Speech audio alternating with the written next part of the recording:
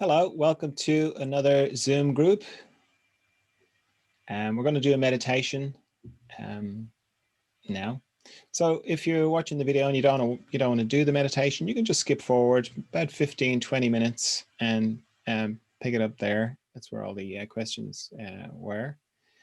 So the meditation is to do with communication, and it's to do with becoming more conscious of the depth of communication that's going on. And I did this particular meditation. There's lots of different meditations that we could do, but I did this one because it's a Zoom group and because we are all over the place, meaning all over the world in different places. And we are communicating through Zoom, which is technology, and that's fine.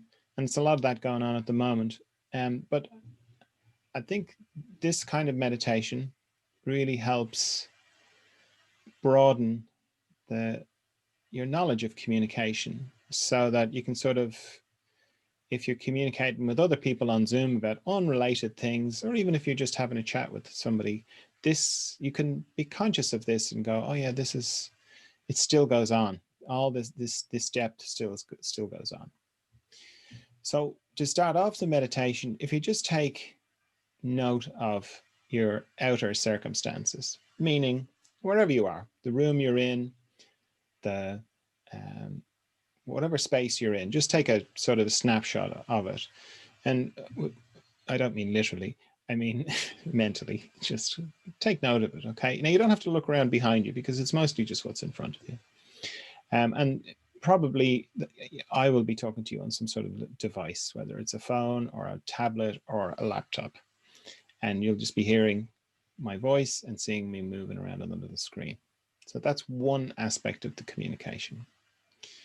So when I begin to meditate, because I meditate throughout the day, I always just close my eyes. I don't get into a special position. Even if I'm sitting hunched over, slouched somewhere with my legs crossed, my arms folded, I'll just close my eyes. That's how I start. And I do that because I want to bring my awareness to how my body is. When I do the daily meditations on the Facebook and Instagram and YouTube, I talk about scanning your body from your head down to your feet and back up again. And that's very useful when you're starting out. But if you've been meditating for a while, as soon as you close your eyes, certainly this is the case for me, whatever part of me is not comfortable will tell me. Immediately it'll kind of put its hand up and go, me, attention please. So yeah, if you want to just close your eyes and let that happen. Let your body, let your system communicate to you what is needing attention. And from that, then I'll start to change my position if I need to. But it just generally happens. And the deeper I go into it, or the more I go into it, the more I change my position. And I end up in the classic meditative position. I nearly always end up, my legs are uncrossed, my feet are squarely on the floor, my legs are, depending on the height of the chair, but all things being equal, are at right angles. My hands are resting gently on my thighs. My whole spine has straightened up all on its own, just by me listening and going, oh, we want to straighten up a bit. Oh, okay, fine.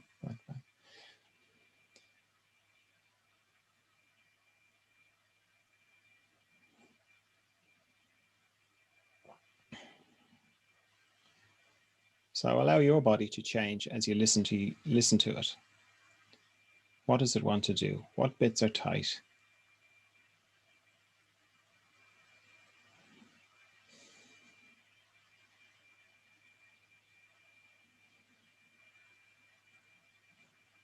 Now, a lovely way of helping your spine become erect, I only came across this during the week, is to think about your heart sort of rising up to the sky. It's like opening your heart up to the sky, or heaven. You can think of heaven if you want to think about heaven being up there above you. But just this idea of, it's almost like an offering, it feels like. When I think about my heart lifting up to the sky, my spine just naturally straightens out into a nice, the nice gentle curves. It's not ramrod straight. My head actually, I find when I focus on trying to get my head to lift and all that, it just doesn't feel as good as this, as lifting my heart up to the sky, or sort of offering my heart up, or opening up my chest. I just naturally just straighten up in a lovely way. So you can try that.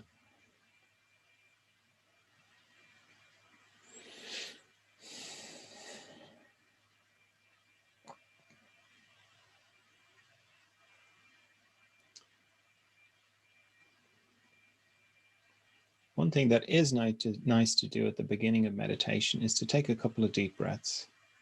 And that is a nice way of saying to your body, yeah, and your mind and your nervous system, yeah, we're doing something here. We're going in.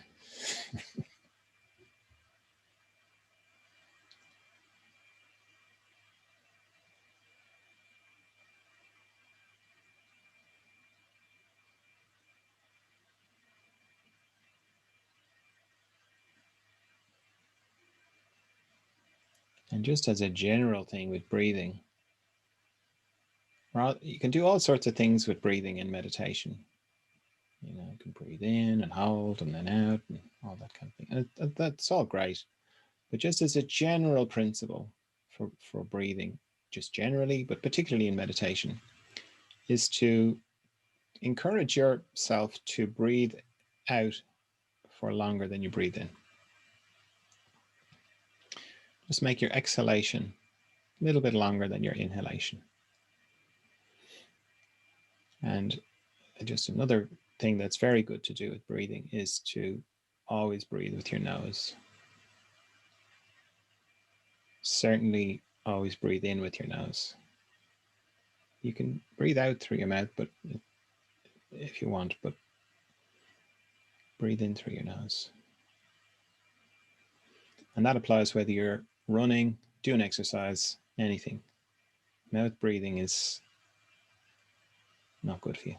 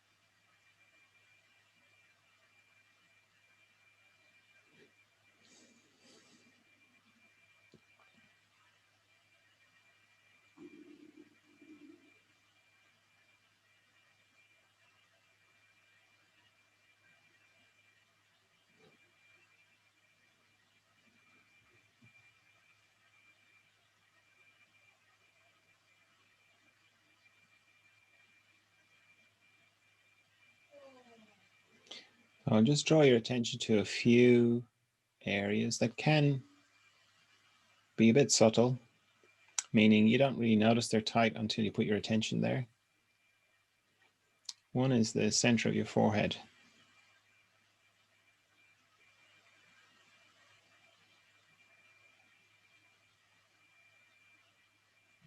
If you think about the center of your forehead and then think about it easing, you can breathe into it to help it to ease. But if you think about it, it can almost feel like you're frowning, even though you know you're not frowning, but it can have that quality of sort of bunched upness up there. So putting your attention there, as I say, you might not notice that until you consciously go there and go, oh yeah, this can be easier.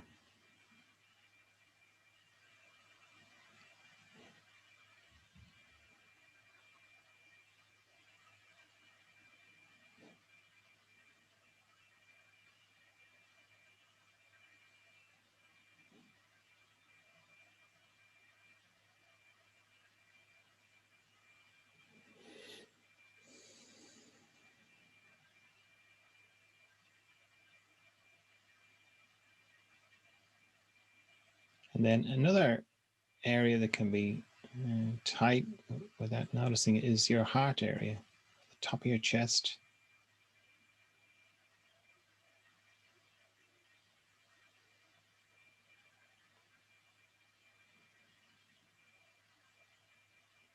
And I find that rather than focusing on my heart and trying to get my heart to relax, which sort of feels like trying to fiddle with an engine that's running, my focus is on the area around my heart. And then I start off with the pericardium, which is, you could think of it like a bag that your heart sits in. I think about it easing. I think about the fact that my heart isn't a pump in the strict sense of the word,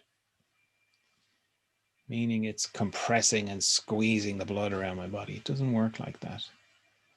Embryologically, your heart is like a one long strip that kind of curls around and in on itself.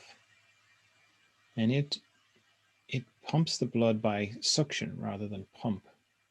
So my heart is like trying to return to that flat one long strip. And in the process of doing that, it suctions blood. It's one way of thinking about it. It's certainly much better than a contractive pumping kind of feeling. You think of it more of as an expansion. My heart helps the blood move around my body by expanding. That's much nicer and feels more natural.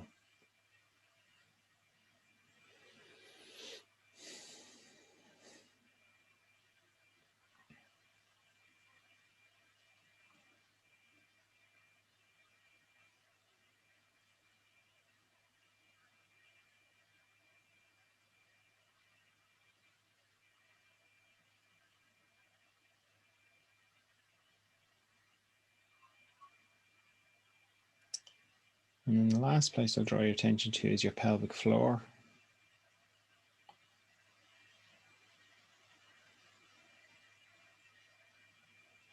That can be subtle, vulnerable.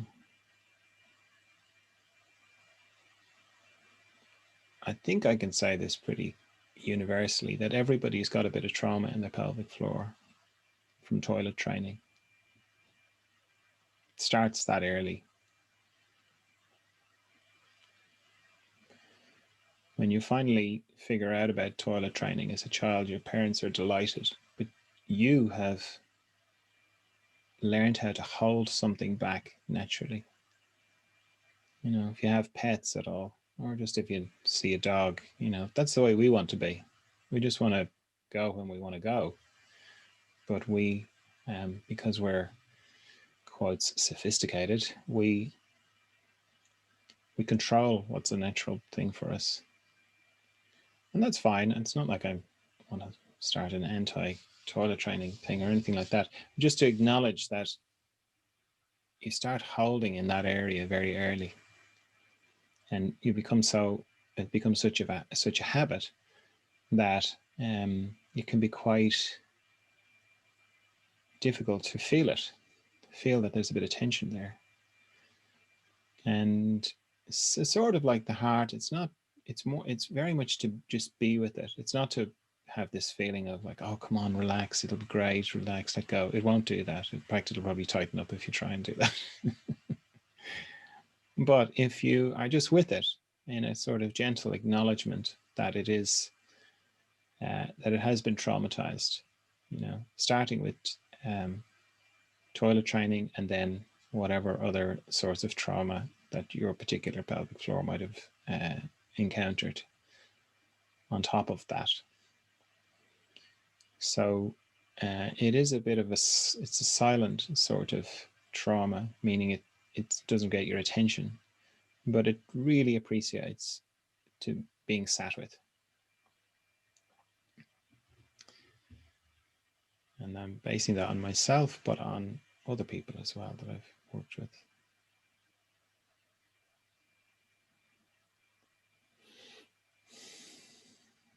So you could think of meditation in lots of different ways, but one way, and just for the purposes of this meditation, you could think of it as that you are pulling back from your body. You're pulling back from you could think of your body like a jelly mold, that you and let go of the idea that your body has a back to it, and that it's just vast in there. It's like the TARDIS on Doctor Who. It's way bigger on the inside. In fact, it's limitless on the inside. And you can switch around the perspective instead of into that you're looking into existence rather than you're standing on a planet with a little body. You could have a feeling of looking into it, like those virtual reality goggle things. Like that's what your eyes are looking into something. And as you pull back from your body, your eyes are closed now, so vision is cut off. You're pulling back into inner space. And as you go back into inner space, you can let go of the shape of things. Your body doesn't have to be the way it looks when you have your eyes open. So you can let go of where things are. Yeah, my feet, you don't have to be down there. You can just let them be wherever they are. The sensation of my feet, because as soon as you close your eyes, you can't see your feet anymore. So they just become sensation. You're just into sensation, the realm of sensation. You can still hear things, you can still smell things, you can still feel yourself breathing, but you're in your inner space now, and things don't have to be the way they were. They're not limited, not constricted. So just bring your attention to the sensation of your hands.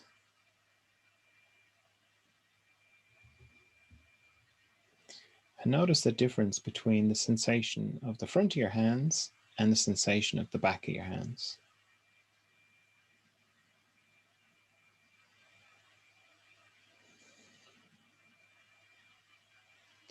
And in the same way, you can let go of the idea of what shape your hands are.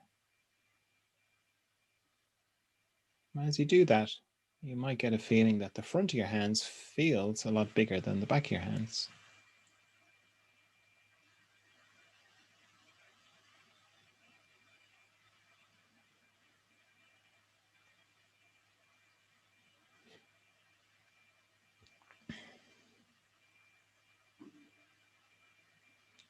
So just take a good snapshot of a good reference for what the sensation of your hands feels like without anything else, without any other thing at all. That's your baseline, because we're going to add to it now in a minute. So just take a good mental picture of it.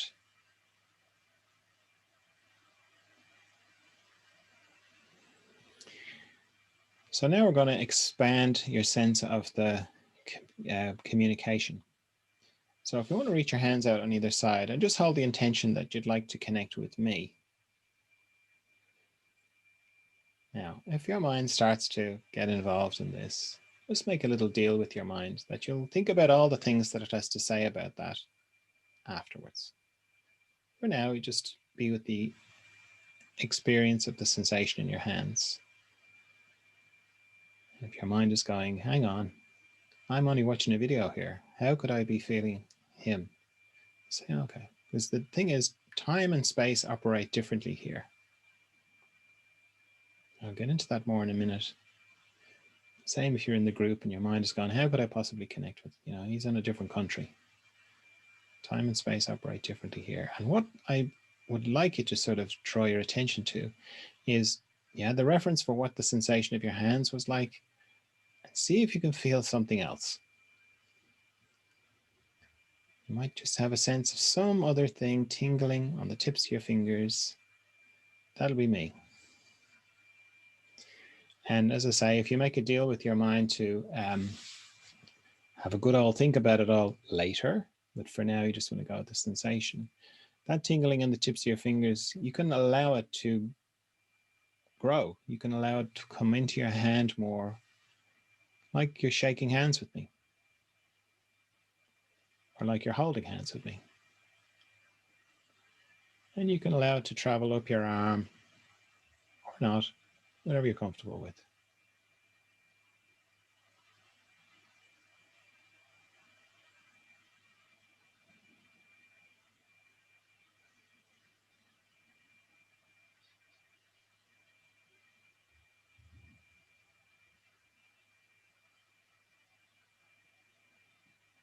And you may notice a difference between your minds are funny. They'll either go one way or the other. They'll go,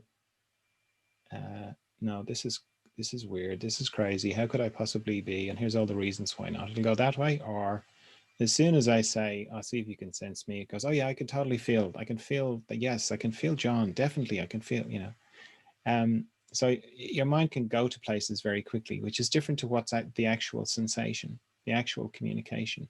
The actual communication arrives a little bit like sunrise, a little bit slowly begin to feel the heat on your fingers. It's the same way. It doesn't happen instantly. It slowly kind of travels up your hand. If you've done this meditation before, you can include more of your body in that sense of connection. So now see if you can include the other people in the group.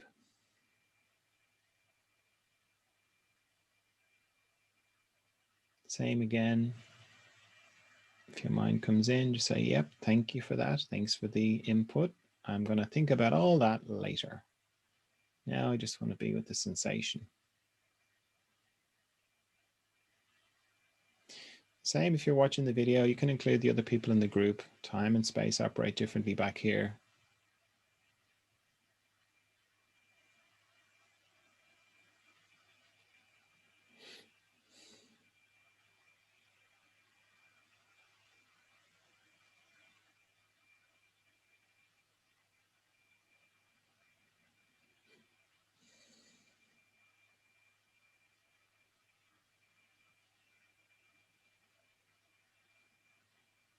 And the people in the group, you can include the person watching the video. Same again, time and space operate differently.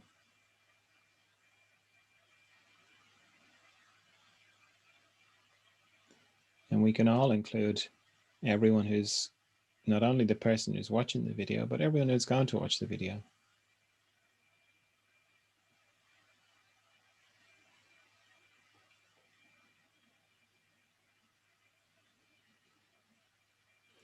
And if you are watching the video, you can include everyone who watched the video before you.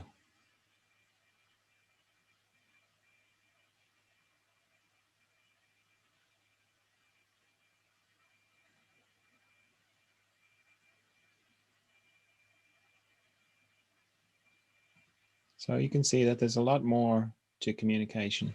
There's a lot more that you can tap into behind the scenes. When people talk about profound realizations of oneness, regardless of how they get to that profound realization, whether it's a peyote ceremony or a ayahuasca ceremony, or it's drug induced, or it's because of a fast or some retreat or whatever, it's nearly always described in the same way. I looked into the face of the old lady or the old man, and I knew there was no difference between us. We were one. I looked into the face of a child, and I knew that the child and I were one. There was no difference. Or I looked at the tree, or I looked at the sunset, or I looked at a bird or a dog, and we were all connected. We were all one. That's a beautiful realization. But the person doesn't actually physically merge with the tree or the dog or the old man. Where they register that oneness is here, where you are right now. That's where they experience that oneness, where you are right now. The lovely thing about that is, the more you settle into that, the more you have a knowledge that you're never really on your own. There's always people you can connect with. There's always friendly energies, and you can be a friendly energy. In your meditation, you can reach out, you can connect with the whole world.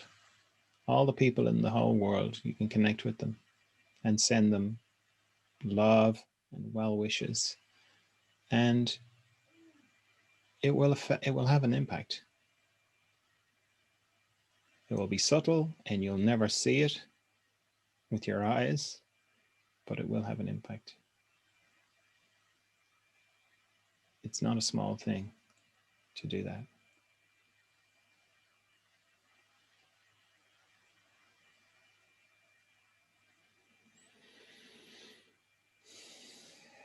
Okay, so we're going to start heading out of the meditation now.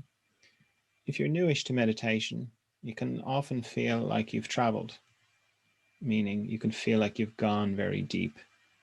You can have physical sensations of dropping down into deeper parts of you, and that's all fine. It's not actually the case. You don't actually travel anywhere. This is all completely available to you every moment. So where you can work towards is being able to open your eyes and hold the inner space, the depth of inner space, if you want to talk about it in terms of depth, the depth of the inner space and the outer space at the same time. Lightly, easily. No, it's not heavy. It's not, solemn. You're just becoming aware of your natural state in a different way. So you can, as you approach that, you can just open your eyes. And then if you feel like, oh no, I've completely lost the inner space, you can just close your eyes again, reconnect with it. Oh yeah, there it is. Open them again. Oh, I lost it a little bit. Close them again. You can use your eyes like a valve. Because, prolonged meditation practice, meaning over time, many days, years, and then repeated meditation practice during the day helps make you more and more familiar with that. If you want to talk about it in terms of depth, it helps bring the depths up to the surface and into your whole life, so that regardless of whether you're driving, talking to someone in the supermarket, cooking, doing anything, you can be completely with this.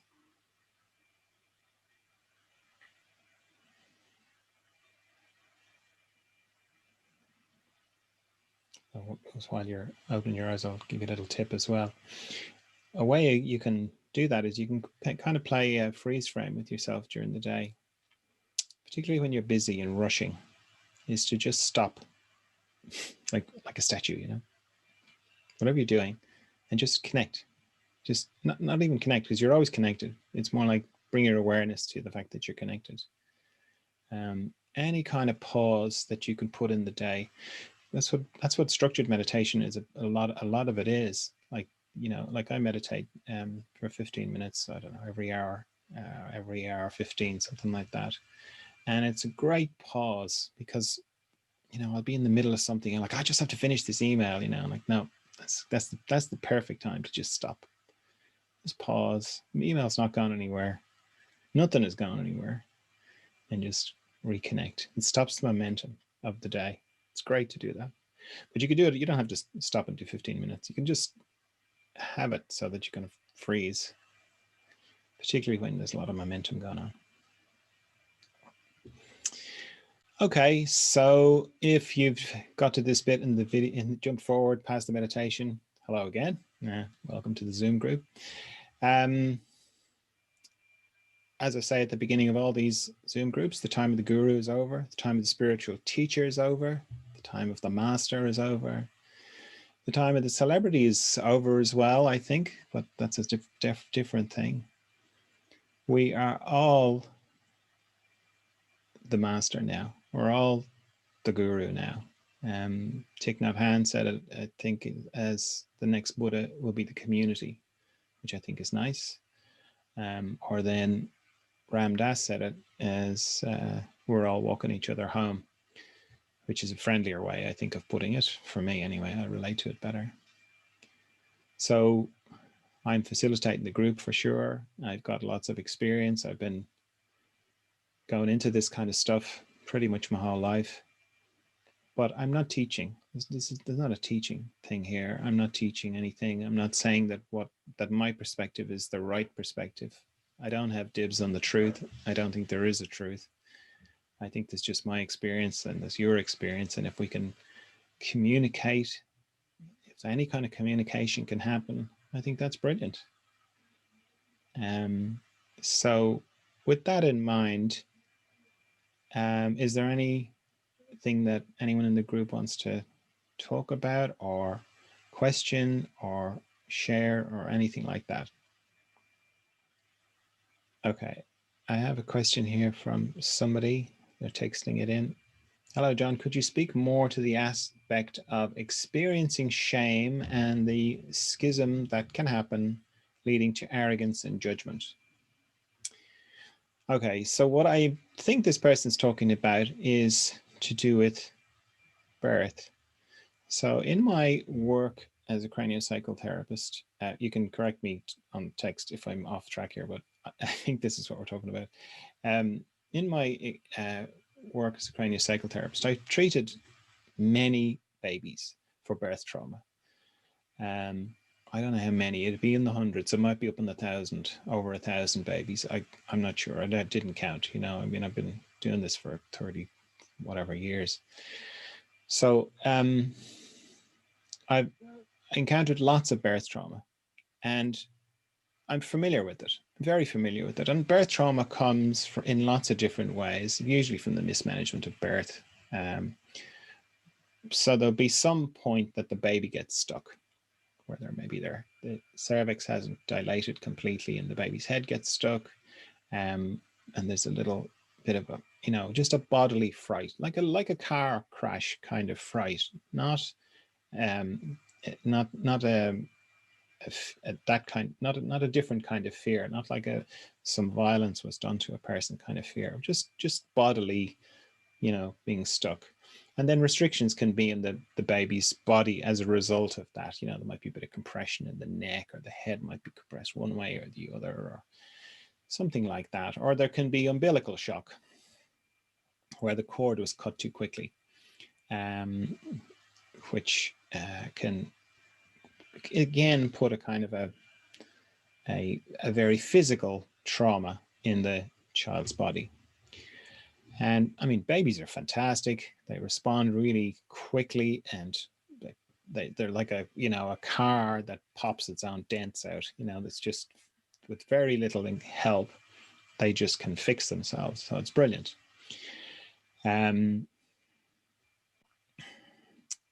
So that's birth trauma.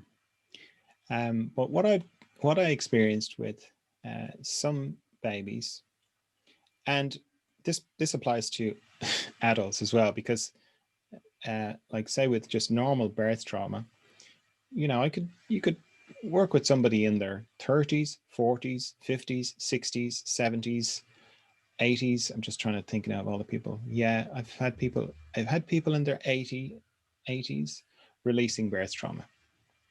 You can carry it your whole life if it doesn't get released. You know, your body will try and release it, and it'll work around, and it'll make adaptations and compensations and do all that kind of thing. But you can carry it your whole life. And similarly, with this thing I'm going to talk about as well, that can go through your whole life.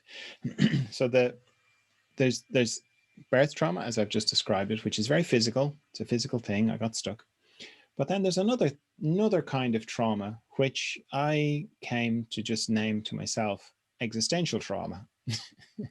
And that is the sort of trauma of becoming conscious of what you are and where you are as a baby.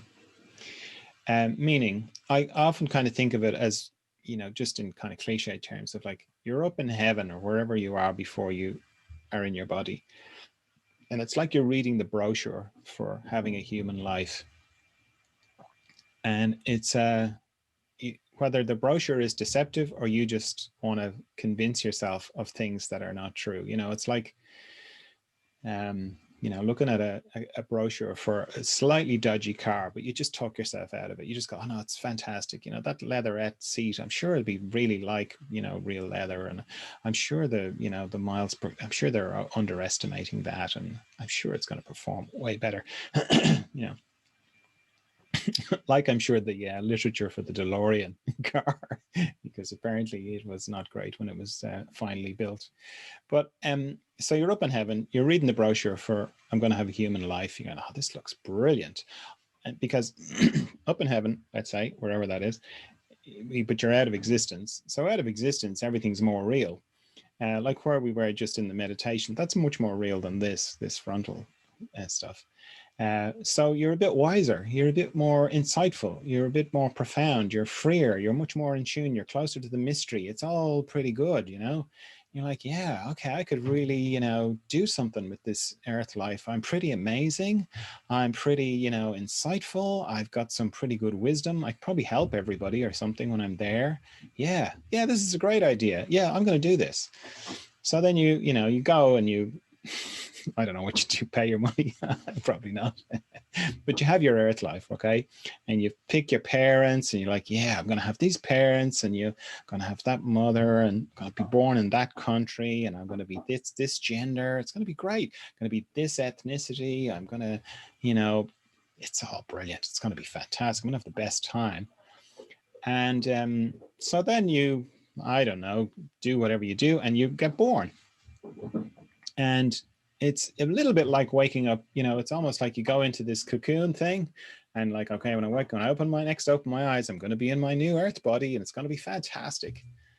And then you open your eyes and you're like, shit, this is terrible.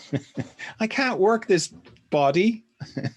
I'm much smaller than everybody. I'm tiny. I can't do anything. And I'm terrified because these giants are idiots. Everyone's an idiot. And I have to depend on them to take care of me. This isn't what I signed up for. This isn't what I signed up for at all. This is awful. Okay, so that's existential shock. That moment of like, what's happening? And I'd say, you know, 19 out of 20 babies, no, sorry, 1 out of every 20 babies has that look in their eyes. You know, it's just got a different quality to it than normal birth trauma.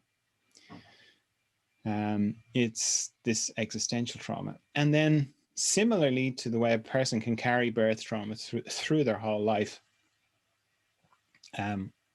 someone can carry existential trauma through their whole life. They spend the whole time feeling like, I'm an alien. I'm not supposed to be here. This isn't, I thought I was getting a Rolls Royce life, but this is like a, you know, I don't want to disparage some other car, but this is not a Rolls Royce. This is some, it's not what I ordered. So you can just feel like, and all these people, I don't relate to these people. They just, no, this isn't good at all. Go through your whole life with that feeling of like, I'm not from around here. I'm not supposed to be here, you know. And the part of you that was sitting up in the lounge up in heaven choosing the life, that's still there, you know. So there's where the schism can happen and the judgment can happen that this person is asking about is that part of you will be just judging you the whole time, going, you know, you're really terrible at this life. You know, I am so wise and I'm not from around here, you know, but if I was from around here, I'd be doing a much better job than you're doing. You're not doing that good here. You're not doing that good at all. You know, you need food. You've got urges. You've got urges and you want things and you eat too much or you don't eat enough. You drink too much or you fly off the handle. You're emotional. You're a basket case. You know, not only are, you know, I'm not supposed to be here. I'm not supposed to be you either. You're really letting the show down here. You're really letting me down here. You know, and the reality is that part of you is just freaked out, you know, because probably a deeper part of you, a wiser part of you could hear this part up in heaven going, oh, I'll be brilliant down there. I'll have this. I'll be so good. I'll be so wise. I'll be so, you know, helping everybody. It'll be great. Part of you was kind of knowing that was a part of you maybe that did have quite a bit of unconsciousness in it. And the driving force of the life was to help you refine that unconsciousness, you know, because what you were going towards is a sense of peace inside where all the different parts of you can be respectful and loving towards the other parts. So the wiser, deeper parts can be kind and loving to the more unconscious parts of you. So the part of you that was up in the lounge swanning around going, yeah, this is going to be great, can acknowledge, yeah, okay, I'm not as advanced as I thought I was. I'm not as conscious as I thought I was. I thought this was going to be great. I didn't think I had as much fear. Yeah, but I do have fear. I didn't think I would worry, but yeah, I'm worrying. I didn't think I would lust after things, but yeah, I do. You know, and you know, it comes to a peace and comes to a acceptance, you know, as part of what living does, you know. And that schism, it doesn't so much like reintegration. I don't think that's how things work. I think it's more a sense of community inside where we all love and respect each other and do our best for each other. And you know, it's like having a friend that's having a hard time, you know. You try and be there for them. You don't try and, you know, judge them and tell them they're doing wrong and whatever, particularly if they're in pain. You don't judge them and go, what the hell is wrong with you, you know? Why are you in pain? What's wrong? You don't say that. You try and be kind and listen, and you know that they're going through something. So it's the same, you know, if a part of me, the part of me that was up in heaven swanning around going, oh, I really know the story here, if that's like freaking out about, you know, I just feel so alone here. I just feel so alien to everybody. Nobody seems to get me. Not really, you know. I mean, I can just mouth the words and say the stuff that I know gets me by because I've learned to. But really, deep down, no, I don't really feel like I'm part of it, you know. The other parts, the deeper parts, can just be with that, you know, and in a way, they can ease that sense of aloneness because, as we just, you know, did in the meditation, well, you're never alone, you know, not really, but it's just, if you become super identified with the frontal part, the part out here that touches things and, you know, buys macaroni cheese or whatever, I don't know what you buy or I buy, then it can feel very alone, you know. So I think that, like most things on the inside, the kinder you can be to all the different parts of you, more loving and inclusive you can be, and encourage everything out of the dark corners, everything that can come out of the dark corners. I mean, and be okay with the fact that, you know, you're still alive, so you still got stuff to work out. You've still got your bit of unconsciousness to refine, you know, because as I said before, you could, like a way of thinking about it that I like is, say in that process, you're up in heaven, swanning around, going, okay, I think I'll have the earth life. As you're, I don't know what the word is, getting briefed, you know, you've decided all the different places and who you're going to be and what gender you're going to be and who your parents are going to be. There's a process where you're like in a queue, and it's the unconsciousness queue, you know, so you're going along getting your you're getting your block of unconsciousness that you're going to work on through your whole life. And you know, it's your, you know, you can, you know, it's like being in a queue for at the supermarket or something. You can see the people in front of you and what they're getting, you know, and the person two or three people in front of you goes, you know, the attendant says, how much unconsciousness would you like? And they say, well, I'll have 4 kilos, please, which is a lot. And you're like, oh, that's a lot. That's a lot of unconscious. Yeah. And then the next person says, I'll have just half a kilo, you know. Like, okay, that's not that much. You know, they're not going to have much unconsciousness to process when their life or refine. And the next person in front of you, you know, says, I'll have 3 kilos. You're like, oh, okay, you know. And maybe when you get your turn, you say, oh, I'm going to have 2 kilos, please, right? So if you happen to meet those people that were in your queue, the person who got 4 kilos would be really unconscious because they've got 4 kilos of unconsciousness. They're spending their whole life refining this 4 kilos of unconsciousness, you know. So they're going to come, when you meet them, they're going to be really unconscious. And then the person who had half a kilo of unconsciousness, they'll be like radiant. They'll be like translucent, you know, because they've got hardly any unconsciousness at all. They'll be just beaming, okay? And then you've got your 2 kilos, you know, and you're just spending your whole life refining your unconsciousness, you know. But I like that way of thinking about it because, you know, you're all the same in the queue. So you meet the person you know, in life, and they've got the 4 kilos and they seem really unconscious. Well, in a way, you know, you're kind of going, well, thanks for taking on that big heavy burden. I didn't want to take that much on. I'm just going to, you know, stick up in 2 kilos. And similarly, when you meet somebody who's radiant, it's beautiful, of course, but also, you know, it's like, okay, well, you haven't got that much to deal with. You haven't got, not to deal with, but you haven't, you know, had a big, huge load of consciousness to refine. It sort of makes, it just helps me access my compassion better, you know. So, yeah, okay. So I hope I've answered that. Let me know if I haven't. Right on. Thank you. Okay, good. Yeah, anybody else have any questions? Let me have a look in my little bag of things that have been popping up in my meditations. Yeah. So I've spoken about this before, and it's this idea that how do you refine it? How do you refine the unconsciousness? And there's a pervading feeling that it has to do with pain. You have to go through pain. You know, this idea, no pain, no gain. Anything worth doing is difficult or something like that. Anything, I can't remember the exact quote on that one, but nothing, you know, worth doing is easy, you know, this kind of idea. It's a very puritanical kind of approach. And not true at all in my experience. The end result might look exactly the same. And I have been through unbelievable pain in my life, emotional pain, spiritual pain, like pain I didn't think I was possible of.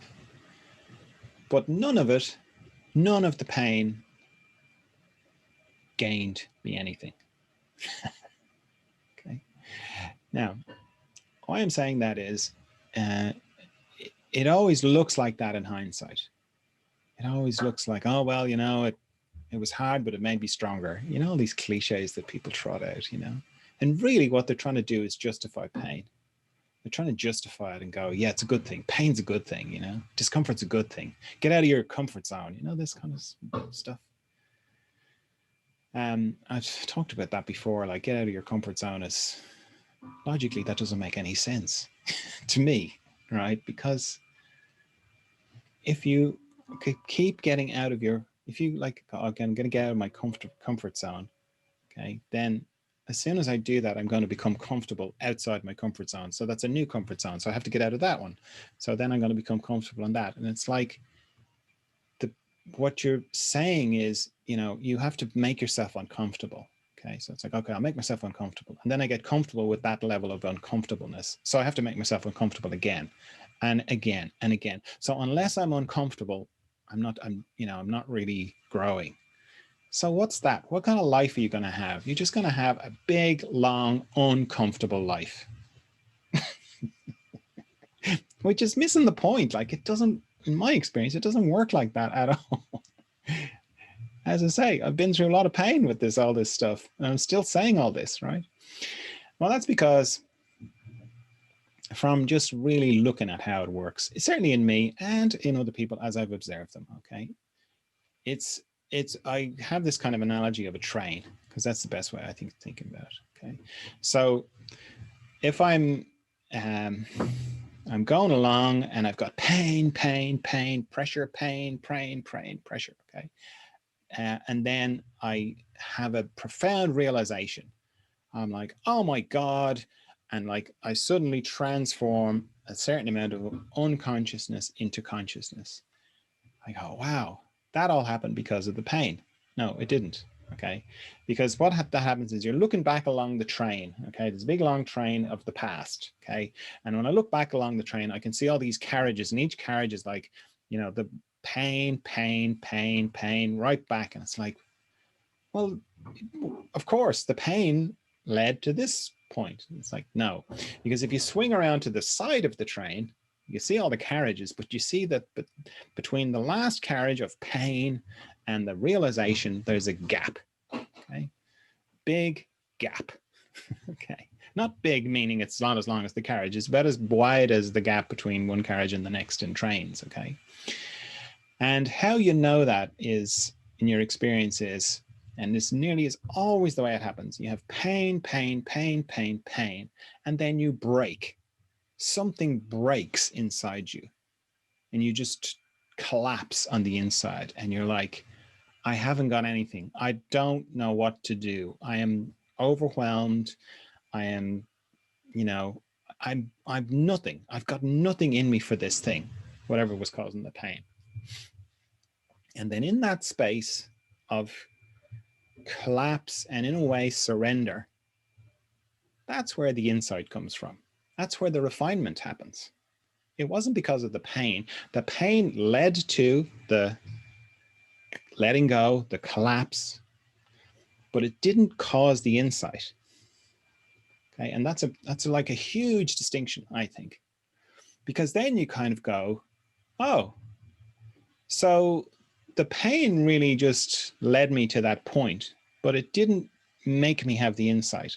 The gap is where I had the insight. The gap between the pain collapsing, when I just surrendered, when I just let go, that's when I got the insight. So knowing that means I've no interest in the pain. I'm not trying to cultivate it. I'm not trying to avoid it either. But I'm not trying to, there's no merit in it at all. There's no merit in pain at all, as far as I can see. All the value is in the gap. All the value is in the surrender. All the value is in letting go, because that's where the insights come from.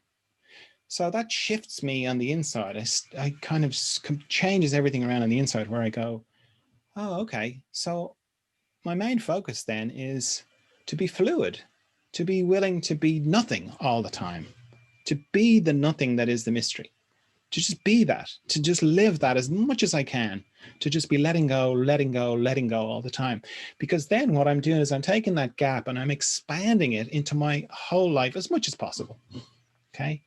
And if I'm in pain, I'm kind of going, okay, I'm in pain. That's fine. I'm not avoiding it, unless it's too much or I am avoiding it. But I'm not trying to avoid it.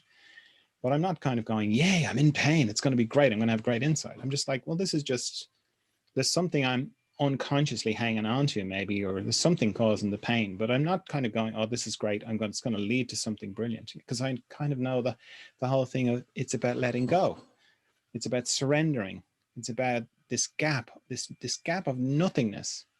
I don't know if you've ever experienced that, where you're kind of on your knees on the inside. It's like, that's where it happens. So it's like, we'll get on my knees now without all that pain. I'll just get on my knees now. I will just be surrendered now. I'll just be in that gap, what is initially that uncomfortable gap of nothing. You can't put nothing tangible, it's almost like it's got no air, that kind of feeling. But that's where the insights come from. So yeah, that's how, in my experience, the process of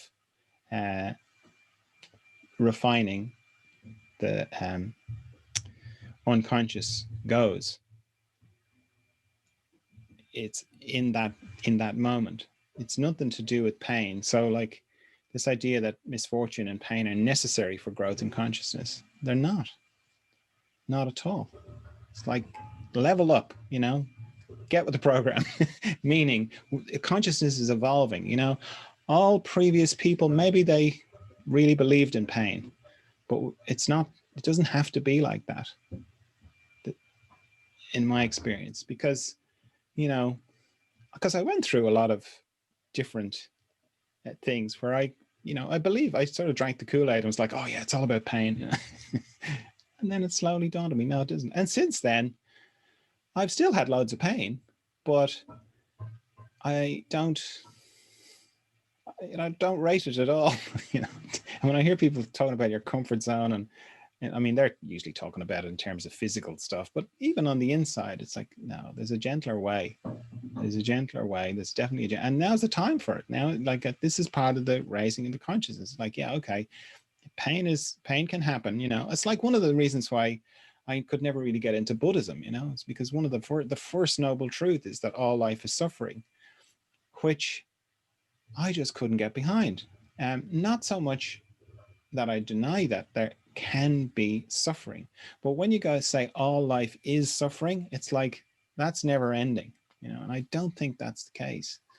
I think it can happen, and when it's happening, you don't avoid it, of course, and that can be very difficult to not avoid pain.